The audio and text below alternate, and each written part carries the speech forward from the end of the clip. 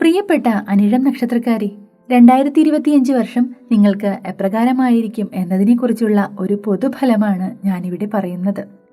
2025 വർഷം അനിഴം നക്ഷത്രക്കാരെ സംബന്ധിച്ചിടത്തോളം പുത്തൻ പ്രതീക്ഷകളും പുതിയ ദിശാബോധവും നൽകുന്ന ഒരു വർഷമായി തന്നെ കണക്കാക്കാവുന്നതാണ്.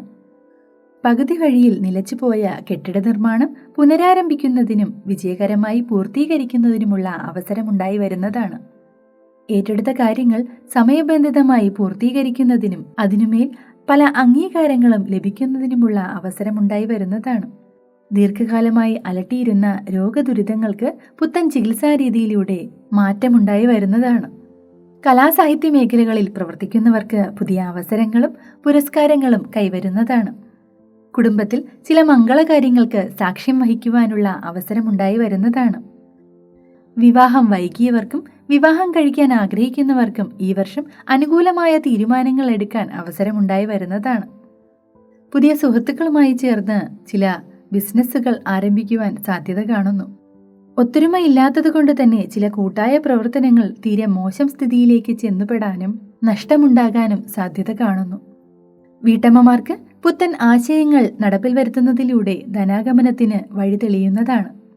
വിദ്യാർത്ഥികൾക്ക് പഠനത്തിൽ മികവ് നേടുന്നതിനും മത്സര പരീക്ഷകളിൽ ഉന്നത വിജയം കരസ്ഥമാക്കുന്നതിനുമുള്ള അവസരം ഉണ്ടായി വരുന്നതാണ്.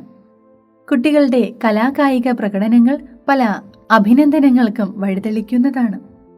വളരെ കാലമായി നഷ്ടപ്പെട്ടു എന്ന് കരുതി കൈയൊഴിഞ്ഞ ചിലത് തിരികെ ലഭിക്കുവാനുള്ള അവസരമുണ്ടായി വരുന്നതാണ്.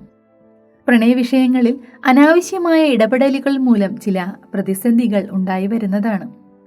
തൊഴിൽ രംഗത്ത് പ്രവർത്തിക്കുന്നവർക്ക് സ്ഥാനക്കയറ്റത്തിനുള്ള അവസരമുണ്ടായി വരുന്നതാണ്. വിദേശത്ത് തൊഴിലിനായോ വിദ്യാഭ്യാസത്തിനായോ പോകാൻ ആഗ്രഹിക്കുന്നവർക്ക് ഈ വർഷം അനുകൂലമായ തീരുമാനങ്ങൾ ഉണ്ടായി വരുന്നതാണ്. വളരെ കാലമായി ആഗ്രഹിച്ചിരുന്ന ദീർഘദൂര യാത്ര നടത്തുന്നതിനും പല പുണ്യക്ഷേത്രങ്ങളും സന്ദർശിക്കുന്നതിനുമുള്ള അവസരമുണ്ടായി വരുന്നതാണ്. ആരോഗ്യ സംരക്ഷണത്തിനായി വിദഗ്ധരുടെ ഉപദേശം തേടുന്നതാണ്. അപ്പോൾ അനിഴം നക്ഷത്രക്കാരെ, നിങ്ങളുടെ 2025 വർഷത്തെ ഒരു സാമാന്യ ഫലമാണ് ഞാനിവിടെ പറഞ്ഞിട്ടുള്ളത്. ഇതിൽ നല്ല ഫലങ്ങളും ചില മോശം ഫലങ്ങളും പ്രതിപാദിച്ചിട്ടുള്ളതാകുന്നു. നല്ല കാര്യങ്ങൾ ഈശ്വരാനുഗ്രഹത്താൽ നിങ്ങൾക്ക് കൈവരട്ടെ എന്ന് പ്രാർത്ഥിച്ചു കൊള്ളുന്നു.